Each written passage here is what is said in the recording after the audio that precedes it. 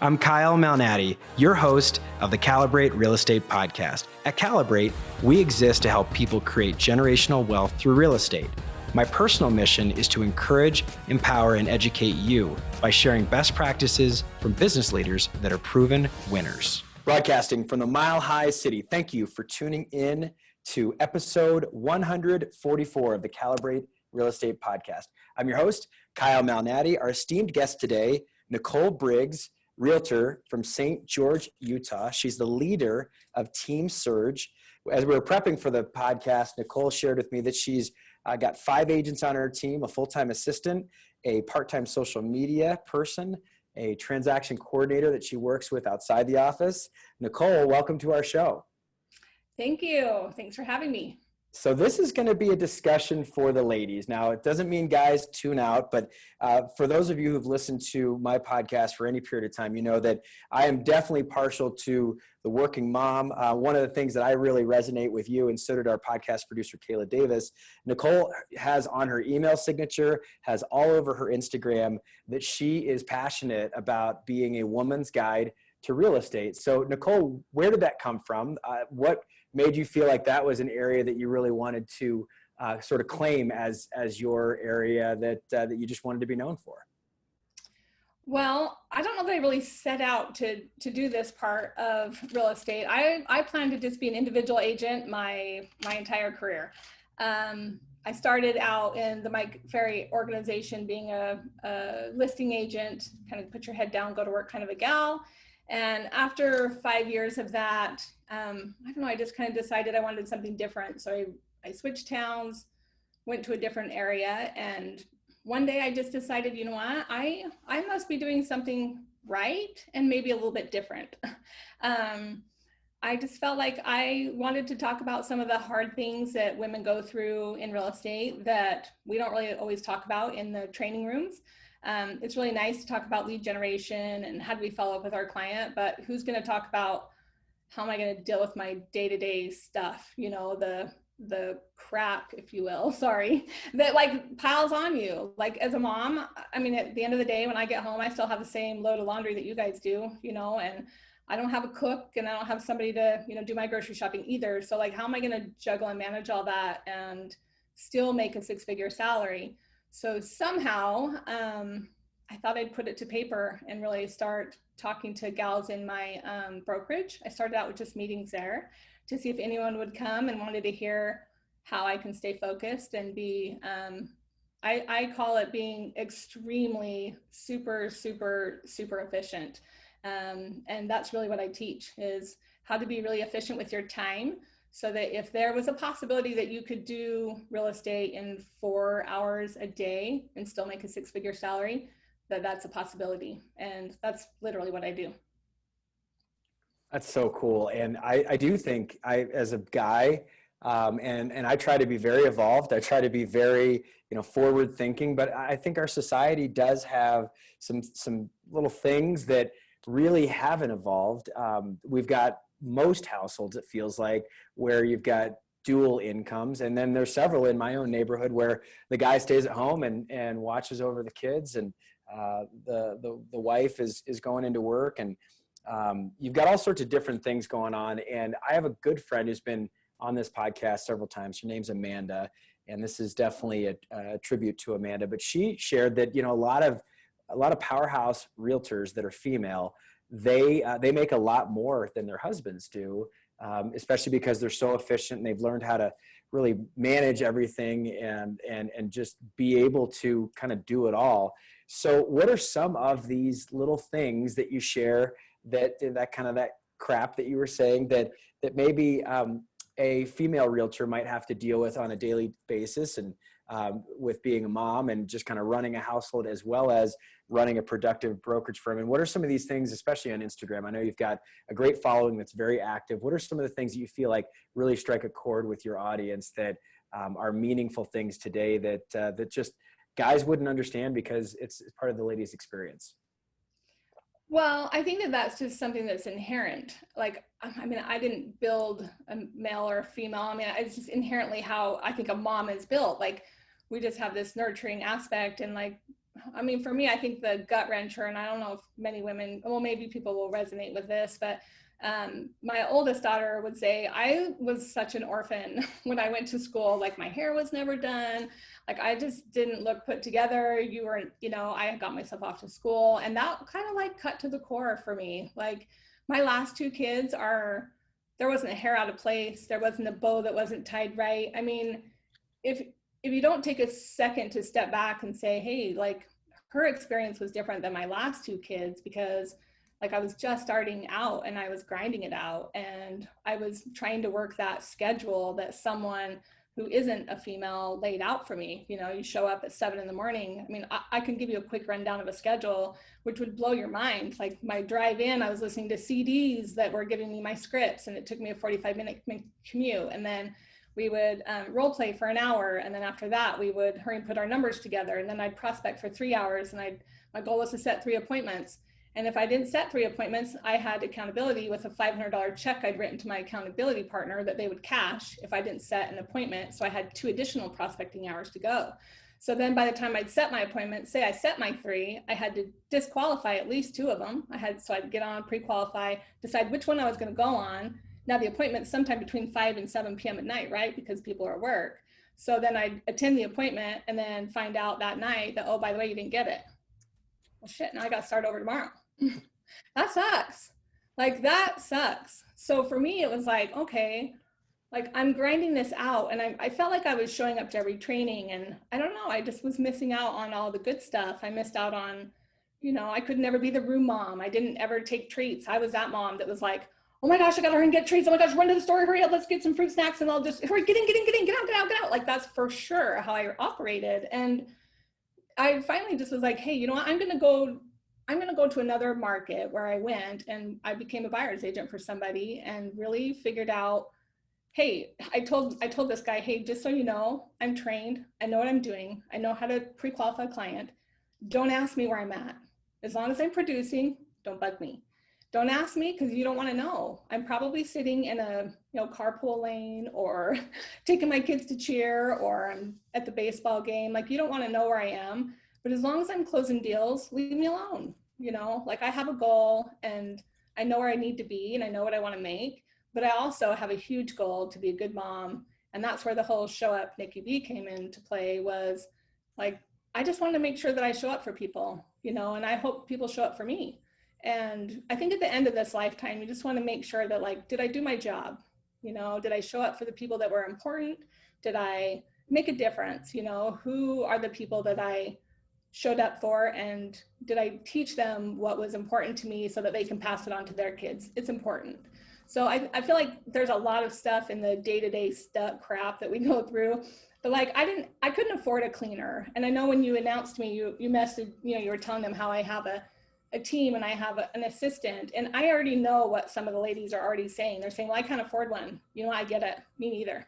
I didn't have one either. So let me just tell you, like, you get very, very good at learning how to hire a transaction coordinator, and then you make your client pay for it.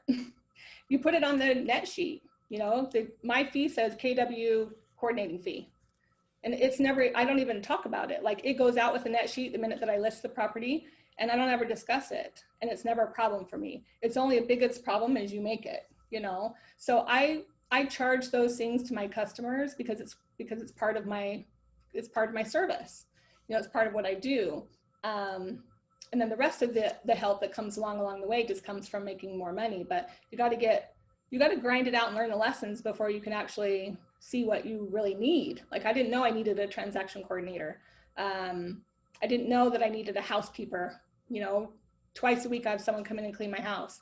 Like be honest, even I barely even have time to even have her come in. So I just am like, oh crap, we're gonna have a messy house for about a month. Sorry about that. Like I just didn't get to it.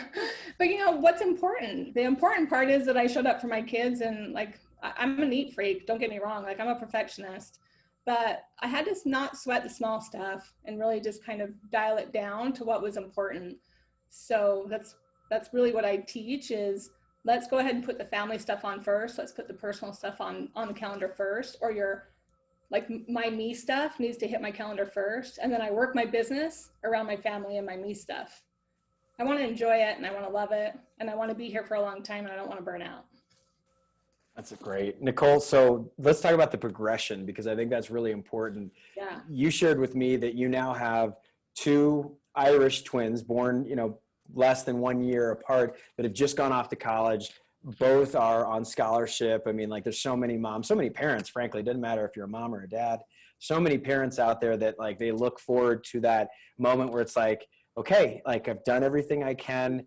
I can, they're launching and I'll still be here for them, but I'm no longer, responsible for their day to day and everything that's going on. And having two athletes that are that qualified to be on scholarship, you are obviously doing heavy travel, heavy commitment to all of their different activities. Obviously money needs to funnel all that. So let's talk about the step-by-step progression. Let's go back to when they were, 10, like my kids are right now, where they're starting to kind of get out of rec sports and kind of go on that competitive sports journey. And just when you started to add people to your team, you had mentioned a partner to me that at one point you worked with, and just some different people that you kind of had as you were making this evolution to where you are today. So I think when they were younger, this is probably where I learned all of the tools that I use now. I feel like that's how you create the repeat referral business or that evergreen business that you're looking for, is when it's in its busiest, right? Like when they're 10 and when we're doing that, when we're doing the comp baseball and the comp cheer, I can tell you what, every single weekend was a baseball tournament. So I never was in town during the weekends. So people would wonder, how would you work with clients if you're out of town? That's a great question. Because I became so good at pre-qualifying the client, making sure that, so when I discuss with them, so tell me what it is about your work schedule, like when would you be available to go see properties? Well, I work Monday through Friday. Okay, well, everyone works Monday through Friday. So tell me what your hours are. Well, I work, 8 to 4 or 8 to 5. Okay, great. So let me just ask you this, since we're in this really busy market, like, properties are selling within the first day, my concern for you is that we're going to miss out on properties by the time we wait for you to get home at 5 o'clock. So do you possibly have a lunch hour? Oh yeah, I have a lunch hour from 12 to 1. I can take lunch. Actually, I can take it whenever I want. So just so you know, ding, ding, ding, in my head, I am never showing property after 5 p.m. We are going during your lunch break because I know the good properties come on first thing in the morning, and we're gonna go take a look at those properties while you're on your lunch. So I had to do that in order to make it so that my weekends were free, but I had to find a way to get very good at pre-qualifying them to make sure that I could, I don't want to use the word steer, but manipulate or gear them to go to the time that worked best for me. That's my time. And if ever I had something that conflicted and it was my kid stuff, they were an appointment. I'm sorry, I already have an appointment at 6 o'clock. We just need to do it before 6. And then I'll be happy to open up the door for you or whatever. I can meet with you sometime before 6. I just have another appointment.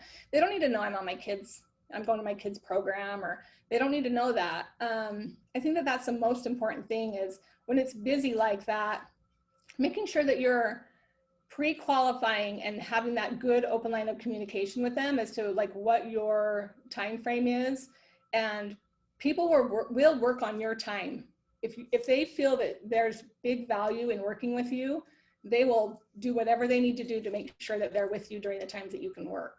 So I feel like that's the most important thing. And that's why I always coach my agents, put your family stuff first and then work your business around it, because those are things that you're not ever going to say, oh, I'm sorry, I'm going to miss out on your recital tonight. Yeah, we're not doing that. Like, I would never miss that. So then that way you're working your business around it. So when that buyer calls in and says, hey, I'd like to go look at property on Friday at 5 o'clock or 6 o'clock, you could say, gosh, you know what? I'm sorry, last minute, I already have an appointment at that time. Are you able to go see it on your lunch? So I feel like being really firm and, I don't know, pre-qualifying is like the biggest thing for me. And I hammer it home, and I'm sure my agents hate me talking about it all the time, but I just want you to pre-qualify them, for crying out loud. Like, your time is only as valuable as you make it. People will spend and blow your time and feel like it's not worth anything if you allow them to. So I feel like that was like the biggest learning lesson during that time when my life was super, super busy. Aside from that, like, I think I got better at that. I just kept getting better and better. The other part that I think is interesting is making sure that my kids knew what my schedule was. So like in the morning, I discussed with my family before they would leave to school, hey, what do you guys have going on, your school agenda today? Because I'm super, super busy, and I would blow off or forget, oh my gosh, Mallory has, practice at 5 o'clock, and then I got to pick her up at 7, and then I got to drop the boys off at baseball. Like, oh my gosh, how am I going to do all this? But if I don't talk to them about it first thing in the morning, so that they know that I'm aware that they have something, then it gives me an opportunity to say, hey, just so you know, I'm going to be busy today. I've got appointments at 2 and at 3. So if you need something, you better call me before 2 or 3, because I'm not going to be able to answer my phone. The whole, I forgot my homework, I don't have any lunch money. I mean, I get those calls too. Like, I've got a son that has hemophilia and he has a bleeding disorder. And so if you don't think that like I'm not on alert when I see his name come up on my phone, like it gives me huge anxiety. But I just knew that like I had to let them know this is what my daily schedule was, so that we can all be on the same page. And then they're not going to hate the fact that I'm a real estate agent and I'm always on my phone, because that's super annoying to them. They think that you're married to your phone and you're not paying attention to what they're doing. So I feel like that open line of communication with your clients and with your kids and your spouse, really, you got to get your spouse to come along too, is super important to make sure that, you're having the success and you're feeling the success that you're wanting at the level that you're wanting. Otherwise, everyone's going to, it ends up being, they become resentful, and I could see that happening with my oldest daughter when she told me that she looked like an orphan. I could tell she was like, hey, everyone else looks so great, and I kind of got shoved aside while you were busy, working 12 hours a day. Well, she's not wrong. The good news is she's now joined my team and she's a real estate agent now too. So she's starting to see that like our days go really quick and we have to be super efficient, because just like that, it'll be 5 o'clock and it's over. So I go through the same stuff everyone else does. And by the way, my laundry's still there too at the end of the day. I wish I had a magic fairy, but there isn't one. I'm it. Nicole, I appreciate you sharing, because that is the journey for all of us as self-employed individuals, and we get to set our own calendar. But what that means is that there are not these hard stops or starts to the day, and a lot of times it's very difficult to really understand what's appropriate. It's difficult to maintain boundaries, and I've been there as well. And I think it's really very helpful for a lot of people that might be stressed out right now, that there's so many different things coming at them and they just don't know how to make decisions. Did you at any point ever come up with, it could be a list or just certain maybe core values that you kind of filter day-to-day decisions through, and obviously family is one of them, but just how you have learned to make these decisions over and over again? I've heard yes, no lists. I've heard of people that say that there are these things that they just say that these are my non-negotiables. Have you gone through that type of exercise before, either intentionally, or is it just kind of a byproduct of just learning through some failure? I don't think that I have any hard, fast, like, this is something that I live by, I'm not going to do this. I feel like I always go back to the core value of honesty and integrity. Like, if I say I'm going to do something, I'm going to do it. Like, it's a no-brainer for me. If I say I'm going to be there, everyone knows me. I'm going to be 15 minutes late, but I'm going to freaking get there. Like, I am queen of 15 minutes late. And I once had a broker tell me that the only reason why you're late, and I'm pretty sure that Mike Ferry preaches this too, because I can remember feeling the guilt. The only reason why you're late is because you don't value the other person's time. That is a load of crap, because I totally value their time. I totally do. I just have 50 freaking things as I'm trying to get out the door, and I'm trying to get it done. Like, I just really am. And my friends are funny. They're like, we'll invite Nicole 30 minutes like before we invite everyone else, because we know that she's going to be late. And I get it. Like, I'm open, I understand, but it's not that I don't value their time. It's just like, literally, I'm trying to do the best that I can. And like, I'm unapologetically, authentically late. I'm sorry, I really am, but I really do value their time. I'm trying to get it all in, and I don't think I really live by just this hard, fast rule, but like, literally, that whole show up thing means so much more to me than just 2 words. It's in everything I think that you do. Like, for someone to have a birthday, it takes you 2 seconds for you to send them a quick text message, not just post on social media, but send them a text and just let them know that you're thinking about them. If someone comes to your mind and it's one of your clients and you haven't heard from them, or let's just say you're embarrassed because you haven't talked to them in 2 years, send a message and just say, hey, you know what, you've been on my mind and I'm super embarrassed I haven't heard, from you, but like, I just want to let you know that I've been thinking about you and I hope you're doing well. For me, showing up for people is hands down like the most important thing to me. And so, the honesty, integrity is just really just about the core values that I think I operate, just not even just my business, but like my personal life by too. And I think that that sets a tone for most everything, because my intentions are true, you know, and they're honest and they're genuine. And I think as long as you have genuine intentions and you know, some integrity and honesty behind it, there's a lot of room for error, you know. So people will cut you the slack if you've got good intentions. Nicole, would you call yourself an optimist? 100%. So it's interesting. I heard this at one point. I'm sure there's a study that backs this, but that optimists are often the most late to appointments. And part of the reason, part of the driver is that they're so optimistic that they can accomplish these things in a time frame that someone that's probably very analytical and is always on time and very fastidious would realize there's just no way I can accomplish all this. So I feel like not every realtor, that's typecasting, but a lot of real estate agents approach the business with like, I can do that. I can get that done. I can work these doers. And then another, and I've heard the time management issue of you're not valuing someone else's time. That's why you're late. I've heard that too. And I felt that, felt that guilt. I would say though, that there's also another common saying that if you want to get something done, just find a busy mom and you'll make that happen. 100%. I think that I love that mantra for sure. Like, one of the things that I also kind of teach is the whole get in, get out theory. I think in my brokerage, in my earlier a couple years with Keller Williams, I think I've been with them now like 6 or 7 years. Like I'm in the office and I'm back out. I'm in and I'm out. I'm in and I'm out. Like I feel like if you're sitting in that chair, you're not making money. If you are not walking through doors, you are not making money. And so for me, I've always just been get in the office, get out. You know, I'm such an expressive personality that the coffee breaks, the lunch breaks, the whatever, the title coming in and giving you gifts. Like I don't need any of that stuff. I can buy my own coffee and I can afford my own lunch. I don't need it, you know, and I don't mean that in a rude way. I just mean that in that I'm super busy. And at 2:15, which during my like raising my kids time at 2:15, that's when our 7th grade class got out. My work week was done, or my work day was done. So I had to have all my business wrapped up by 2:15 because that's what time my kids were getting out of school. So I feel like, you know, the time management thing or you know, kind of being super, super busy, I give off that aloof, I don't care about anybody, or I'm the most important person in the room because I'm so busy and I'm getting in and getting out. But really, I'm just protecting I'm protecting myself and my time because I know me.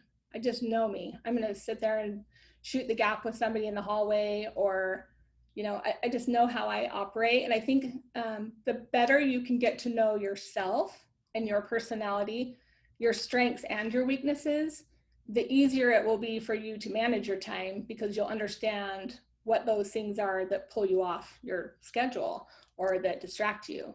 So self-discovery is a big deal. So where the whole optimism comes in for me is I'm 100% never, I'm never going to be that negative Ned in the room. I never will be.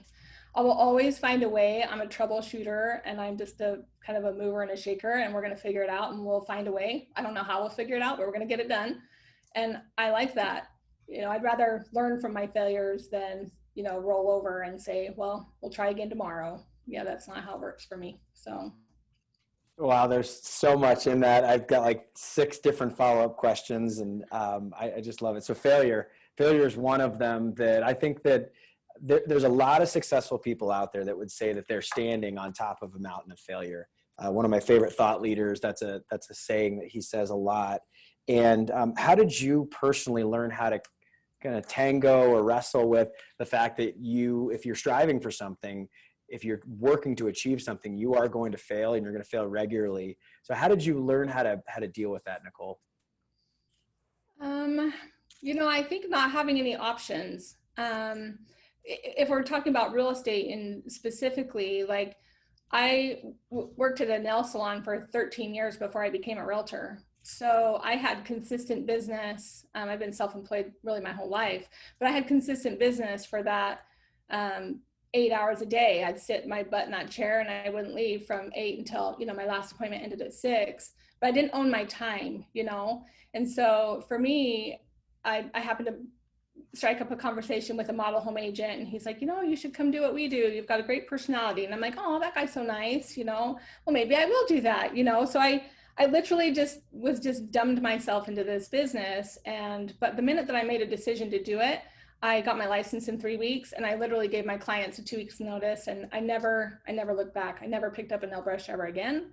I never did it for my family because I was doing my mom's nails. I never once did one more set of nails the minute that I left. So I think that for me, just getting rid of all the options, and then when you're freaking broke and you need money and you need to work, like I wouldn't go home. Like I'd make sure that I got my stuff done. I got my deals done. I set my appointments. And even though I can remember going on my very first listing appointment, and I can remember I was trying to do the CMA and my hands were shaking so bad, like trying to point to like the stats. And I'm just like, what the heck am I doing? Like, I'm so out of my league, but like I've had all those jitters, and I probably still get them. I'm better at managing them, and you just have to do it over and over and over again until you get it done. But I think the most pivotal part in my career was when I realized, when I left Salt Lake after 5 years at that brokerage, which I call my boot camp 5 years, and I went out on my own, was really just kind of telling that guy, hey, I'm good at what I do. You need me because my personality is what you're lacking, which is really great. He was a driver and he's horrible with customer service and horrible with repeat customers. But like finally owning like who I am and what my strengths were, because my past broker focused so much on what I was lacking, that I was like, you know what? I'm good with people. I'm honest. I care. And I really, really want them to either A, sell their house for the most amount of money, or B, buy the best house in the block. Like I want to sell them the home that they love. And then when they call me to resell it, I'm going to be 100% behind them because I sold it to them. Like I know they bought the best house that they could have in the area because I sold it to them. And I've made it really kind of my thing to make sure that I don't ever sell them something that I wouldn't think was a good idea or a good buy. I'm not one of those people that's just about the numbers, and the turn and burn agent is what we call them, right? So I think for me, it was more just getting on board and failing a lot in my younger years where I would go on those listing appointments and be afraid, but I just keep doing it. Like I knew I needed the money and I needed a deal.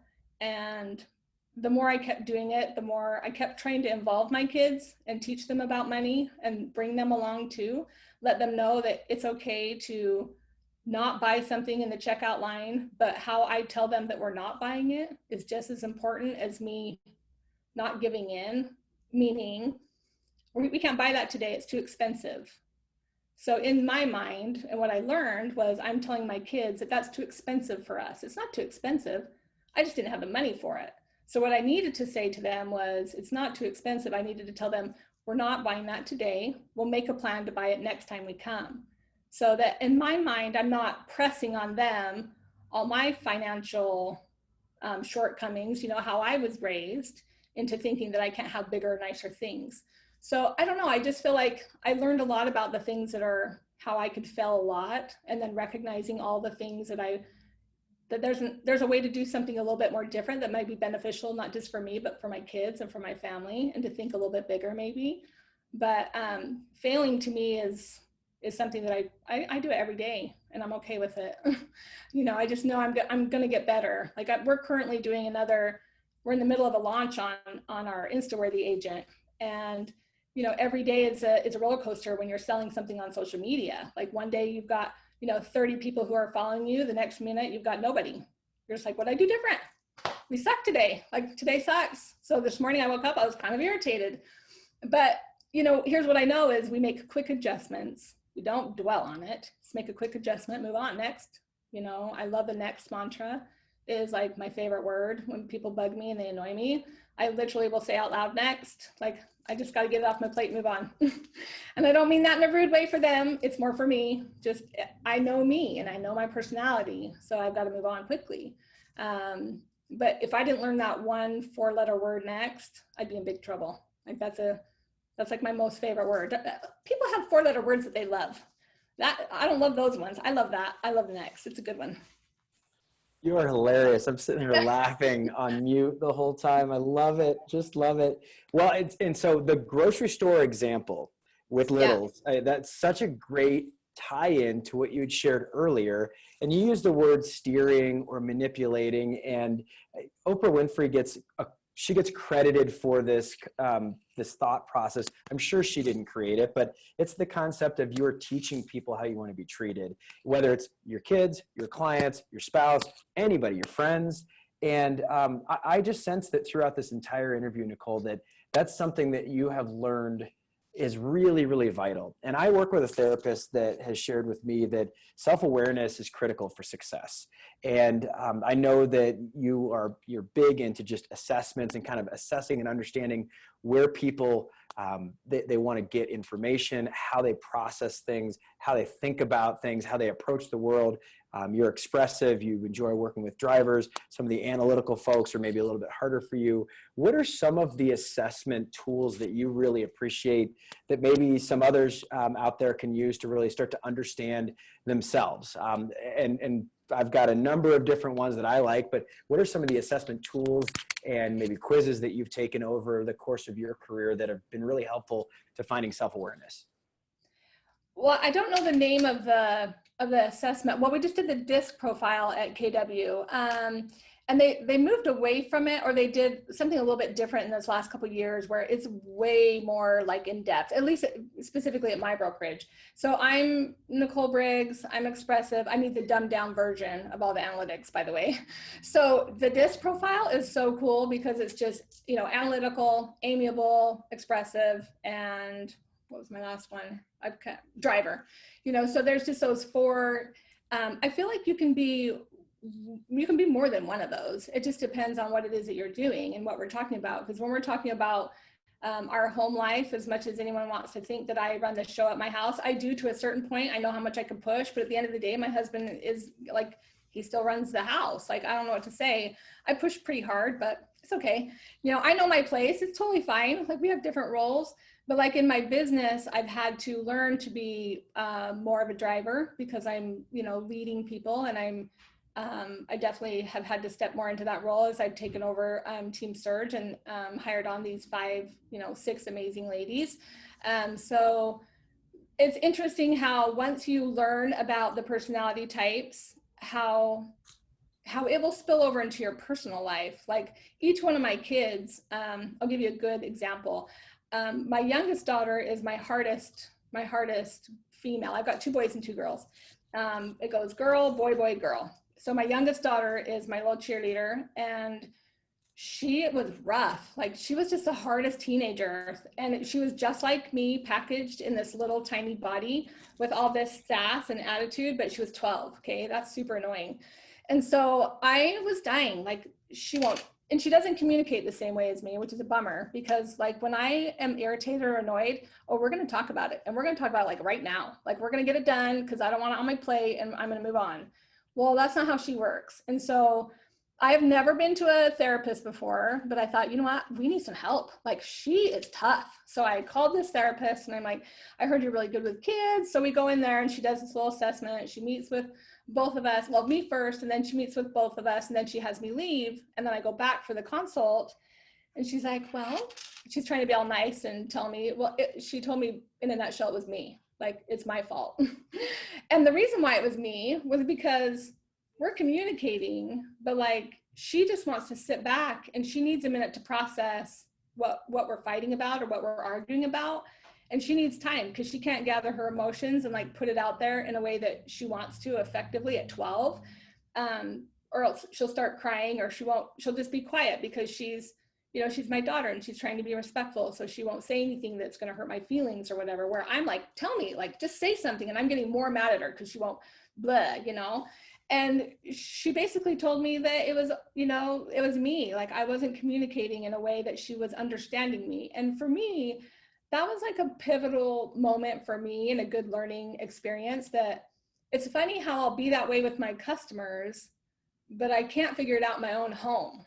Like, who are those people that, like, you live out here and everyone thinks that you're something, and then when you get home, you must be the same way? Well, that's not the truth, right? Like, I wasn't applying it with my own home life.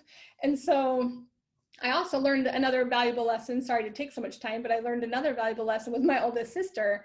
I feel like I'm super honest, which I've told you a million times, but like, I'm brutally honest sometimes. And my sister once told me, gosh, this is a long time ago, and I know she's going to watch this, but she told me, you know what, Nicole, your honesty, like it hurts my feelings. And I was like, really?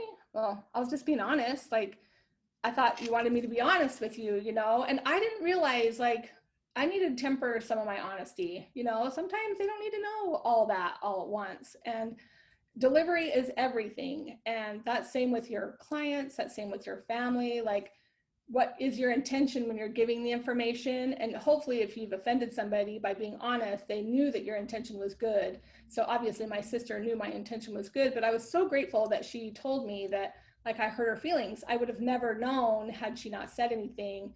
But it also gave me pause that when, you know, when you're giving the information, if you don't know who your audience is, if you're delivering a listing presentation and you do not know that your seller is an amiable, analytical driver, you know, or expressive, or you don't know who the decision maker is, you've already lost before you even got started. You might as well turn around, tell them that you forgot your wallet and you need to reschedule and come back. You know, like really, you've already lost because your competition is tenfold better and faster and more prepared than you are. So you've got to find a way to be the smartest, fastest. You got to have all your ducks in a row, and you should pre-qualify so you know exactly what you're up for. But anyway, I always get off topic, but No, that's very on topic. And I mean, it's such a, there's so much psychology involved in our business, and pre-qualification is super important. If you don't ask the question, how can you expect to have the answer? So we have got time for 2 questions that I leave for every single guest, and I prepared you for these. The first question is this concept of Dear Younger Me. It comes from a song that I really like, and the author of the song, the songwriter, basically shares that they're writing this letter to themselves now that they've had some experiences. You obviously are in that camp. You've raised 4 kids.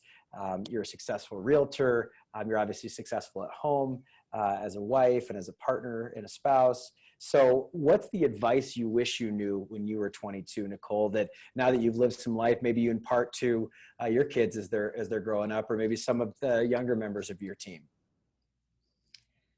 ah, boy, that is such a big question. So the Show Up Nikki B platform that I've set up on my Instagram is 100% what I would say to my younger self. Um, I, gosh, I wish I had someone like me that would tell me the honest truth about real estate as a female and having kids.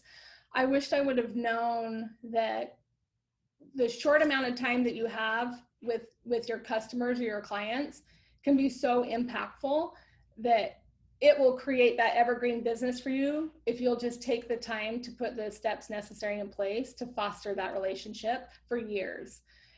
It took me until about my 5th year in real estate before I actually started to really figure that out. And I really didn't start working it until about my 8th year.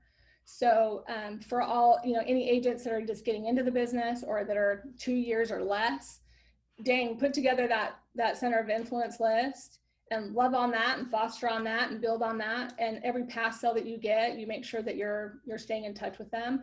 And you'll have an evergreen business way faster than I ever did. You know, people say, you know, the 6-figure, you know, how can you come up with that number of a 6-figure? And it's like, well, if as long as you can get out of bed and enough business is coming to you that's at least, you know, $100,000 a year, and you didn't have to prospect for it. That's what I'm talking about.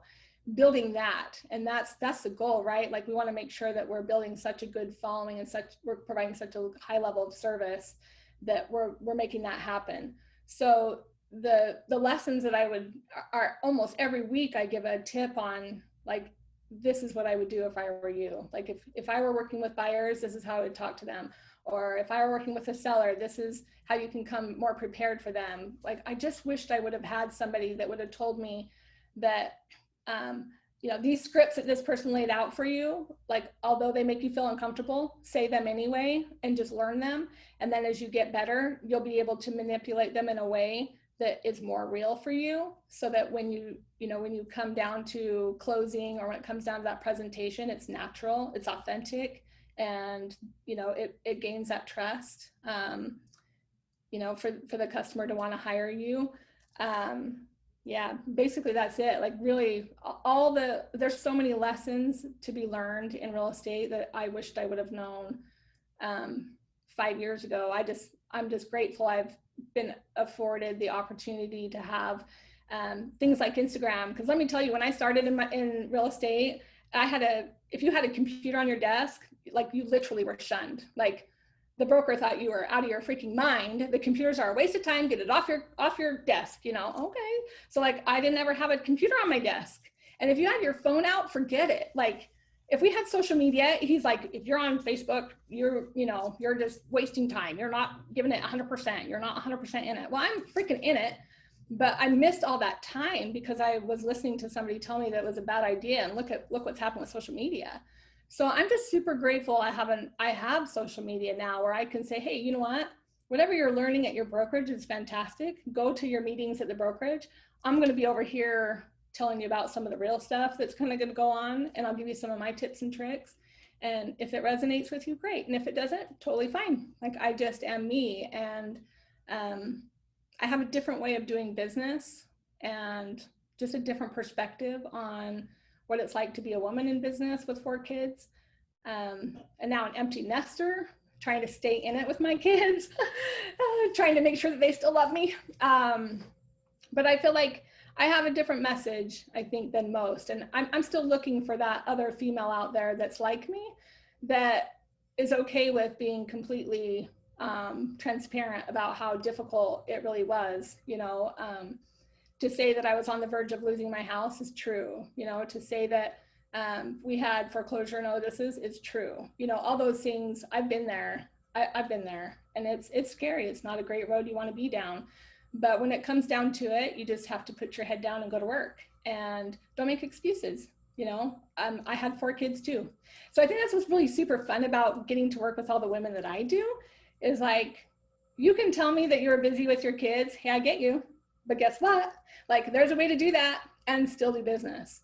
So it's kind of like a hall pass, maybe, if you will, that like I can give them the no shitter, if you will, sorry, but it's true. Like I get you. I understand you can do it, but I've also given you lots of tips and tools to be more efficient and still enjoy your family. And I think for the most part, they're doing really, really well, which is super fun for me. Like there's no better, what's it called, reward for me than to see them put a deal under contract. No one loves that more than me. Like I'm excited for them, and I want them to grow their business inside my business. I want to keep giving them more and more percentage of their commissions and let them continue to grow inside of Team Surge. That's why my business isn't called Nicole Briggs and Associates. Like I'm not here to grow, let you grow my business. I'm here for you to build your business under Team Surge's name, and let's start something that's kind of fun and unique and different, that is all about, women doing a great job for their customers and being amazing at home. Because I believe 100% to the core of my being that it's truly possible. You just need to figure out how to do it. And unless we're talking about it, you'll never know. You'll be stuck on that 9 to 6 schedule, working every single weekend, and that sucks. It just does. Nicole, before I ask our last question, how do people connect with some of the content, some of the courses that you are doing now for females out on Instagram? What are some of the best tools that you have for our audience today? So right now, the easiest thing to do is just go to my Instagram or Facebook. It's @Nikki B. We just launched about a week ago. It's called the Insta-Worthy Agent. That really just is like our first launch of some informational pieces. This is like a 37 it's 37 tips on how to grow your following on Instagram, how to stay in touch with your business. I found during COVID, which you can't advertise about COVID, or Facebook puts all this crazy stuff on you, but COVID was the most amazing, scary, crazy thing that has happened, I think, in the younger real estate agents' lifetime, right? Like I went through the recession and they didn't go through the recession. So to me, this is like a walk in the park compared to what the recession was. I mean, every 4th house being in foreclosure is way worse than what we're doing. So any type of information that we can do to help you, kind of navigate through some of these harder, more uncertain times has been like our goal. But the Insta-Worthy Agent really helps you gain your following with your community, because that's how we survived. Was really putting ourselves out there and letting them know that we support local, and we 100% want to see our small business owners stay in business. So when we have a following of 22, and we don't have a huge following on our Team Surge account, we just have 2,200 people, but it's growing. And if we can let 2,200 people know that our local, cafe is still open and you can still walk in and get a coffee and be greeted by a smile, like they're so excited to share our message on Instagram. That's how you become an influencer in your community. And it's super important as a real estate agent for you to establish yourself as such, so that they know what it is that you do. I mean, if I only have 500 followers as a real estate agent, but I've got a company who's got 6,000 followers that go ahead and post my post up there and share, hey, thanks so much for your support, I'm getting seen by all their followers, right? So in that Insta-worthy agent, we show them how to set up their Instagram, their business account, so that they show up and they're searchable. So many women follow me on my Show Up Nikki B, and they're private. They're real estate agents and their accounts are private. Like, what are you doing? Like, we're in the sales business. How are we going to find you? Oh my gosh, it blows my mind. So anyways, the Show Up _ Nikki B is where you can find us. And then we're working on, it's called the Show Up. We're working on a module for your business, for your evergreen business. So we're working on that, and we should have that here launched in about a month. That's great. So go ahead and check that out. Okay, Nicole, last question, and it's a follow-up to the Dear Younger Me question. Developed this question within the last year. My career coach, a guy named Chris Oakley, who was interviewed on episode 5 of this podcast, so over 140 episodes now. Chris, his answer to that question was that he was in this mentoring group in his 20s, and the leader of the mentoring group had them read a book called The Principle of the Path by Andy Stanley. In that book, Andy encourages his readers to write their own obituary. And Chris actually did that and wrote his own obituary and was living on mission because of that, and then tragically passed away last December in a hunting accident. And from having worked with Chris as someone that's a mentee, we were similar in age, but he was coaching me. I knew that he just constantly had focus, and he helped us create our mission statement here. And so that's a tribute to Chris, and saying, what would you hope for someone to write about you if they're writing an obituary, or one of your best friends, one of the people that you love, if they were delivering your eulogy, what would you hope that you would be remembered for? Well, I would hope that, well, first of all, I would hope it'd be a big party, because I'm all about being like fun factor 10, right? Like, if you're not fun, I'm not hanging out with you. Sorry. But like, I already told you, like, me and analyticals are just, we're probably not going to be friends outside of business, which is totally fine unless you can turn up your fun game. But I would hope that they would say that I was, honest, kind, and unapologetically authentic about being just who I am and being comfortable in my skin, I would hope. And I'd hope that I know for sure my kids would say that they would be proud, but that they would have learned something from me. I think that that's the biggest thing, is just making sure that they knew that I showed up for them. Really just kind and honest. Like, those are really the biggest things for me. I think all too often we get too wrapped up in all the negativity of things that are going on. And that show up is 100% like, just know I was there. And I think that's really just the core of it all, is just make sure that people know that you were always there and that you tried, you did the best that you could. And sometimes people do the best with what they have. And I feel like that's definitely me. I did the best with what I could. And I would hope that they would recognize that. Oh, that's great, Nicole. So a lot of our podcast audience, I call them, it's you could say it's our Calibrate Nation, but it's Calibrate Cali that's out there listening to this. This is a reminder from Nicole. Show up. What a great message. Nicole Briggs, Show Up Nikki B. I love it. This has been such a fun. I mean, I always feel like at the end of these episodes, it's such a wonderful experience, and I can't believe it's ending. And I'm just so thankful. So go check out Nicole Briggs on Instagram, obviously on Facebook as well. Hope you learned something from this. As you know, we drop episodes every Friday. So please show up, please listen, please share, screenshot it, put it on your Instagram that you're listening to this episode. Obviously, a 5-star review on Apple Podcasts is greatly appreciated. Nicole Briggs, thank you very much. Thank you so much. Appreciate it. And as I love to say, we will see you around the neighborhood. Thanks, everybody.